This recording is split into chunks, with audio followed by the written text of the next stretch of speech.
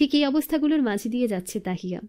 অভিকের পক্ষ থেকে এখনো অবধি কোনো প্রণয়পূর্ণ বা প্রেমোদ্দীপক আচরণ না আসায় তাহিয়ার ভাবনা ওর অনুভূতিগুলো একপাক্ষিক। অভিকের আচরণে মনক্ষুণ্ণ হয়েছে তাহিয়া।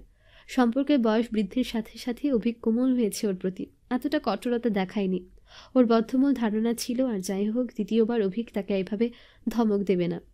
ওর ভ্রান্ত ধারণা ক্ষান্ত করে ধমক দিল, সেই সাথে ক্লাস শুদ্ধ ছেলে মেয়ের সামনে অপমান করে বের করে দিল।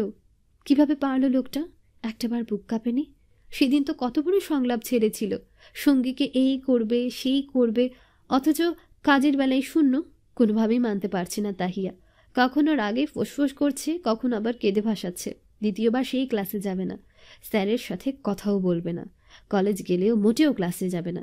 আবেগপ্রবণ মানুষ বলেই হয়তো ছোট্ট ঘটনাকে টেনে এত লম্বা করছে।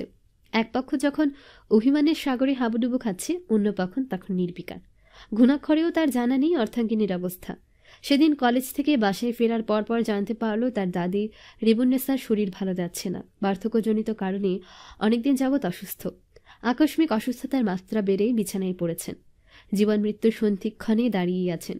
দাদির এহেন অবস্থার কথা শুনে বাবা মাকে নিয়ে অভিক ছুটেছিল গ্রামের পথে। আত্মীয় স্বজনে ভরা ছিল বাড়ি। অনেকদিন পর বাড়ি যাওয়ার আলাপ আলোচনায় ব্যস্ত ছিল। দুপুরের ঘটনা মাথা থেকেই সরে গিয়েছে। ঘুমানোর সময় তাহিয়ার খোঁজ নেওয়ার জন্য ফোন হাতে নিয়ে টের পেল নেটওয়ার্কের ঘাটতি। ফোন করা হলো না আর। মাঝের দুদিন ছিল সরকারি ছুটি, ছুটির সময়টা বাড়িতে কাটিয়ে এসেছে। বাসায় ফিরল কলেজ খোলার দিন সকালে। পথে নেটওয়ার্ক পেয়েই তাহিয়ার খোঁজ নেওয়ার জন্য কল দিল, ফোন বন্ধ। অভিক ধরে নিল চার্জে নেই, তাই বন্ধ বলছে। মাহমুদাকে কল দিয়ে খোঁজ নিল সবার। কলেজ যাওয়ার পর শুনল ফার্স্ট ইয়ারের ফর্ম ফিল আপ চলছে। ঘোষণা দেখার পরপরই তাহিয়ার কথা মাথায় এলো অভিকের। তাহিয়ার ফেল করা বিষয়গুলো পরীক্ষা দেওয়ার জন্য ফর্ম ফিল আপ করতে হবে। তার জন্য রেজিস্ট্রেশন কার্ড আর পাসপোর্ট সাইজ ছবি লাগবে, যা অভিকের কাছে নেই। তখন ডেস্কে বসে কল করলো তাহিয়াকে। এবার কল ঠুকলো ঠিকই, তবে রিসিভ হলো না। সকালে মাহমুদার কাছে যখন ফোন করেছে তখন তাহিয়া ঘুমোচ্ছে। আজ কলেজে না যাওয়ার সিদ্ধান্ত তার।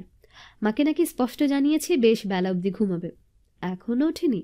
না পেয়ে মেসেজ করে দিল অভিক। ফোনটা বিছানায় পড়ে আছে। তার পাশে বসে অগ্নি দৃষ্টিতে ফোনের দিকে তাকিয়ে আছে তাহিয়া। যেন ফোন নয়, স্বয়ং অভিক তার পাশে বসা। রাগটা অভিক ভেবে ফোনের উপর ছাড়ছে। আমাকে ক্লাস থেকে বের করে দিয়ে এখন কল করতে আসছে, তাও 3 দিন পরে। ধরবো না কল, মরে গেলেও না। কত বড় নিষ্ঠুর! আমাকে ধমক দেয়, একটুও দয়া মায়া নেই। আছে শুধু দায়িত্ব। দায়িত্ব দিয়ে কি হবে যদি ভাব ভালোবাসা না থাকে? লাগবে না এমন দায়িত্ব, একদম না। থাকুক নিজের গম্ভীরতা নিয়ে, আমার কথা ভাবতে হবে না। বদলোক একটা। ফোনটা খাটের অন্যদিকে ছুঁড়ে ফেলল। কল বেজে কেটে গেল, আবার এলো, কেটে গেল। তাহিয়ার রাগ বর্ষণ তখনও চলছে। অভিকের কল যেন রাগের মাত্রা বাড়িয়ে দিয়েছে। একটা সময় কল দেওয়া বন্ধ হয়ে গেল। বকাবকি ছেড়ে শান্ত হলো তাহিয়া।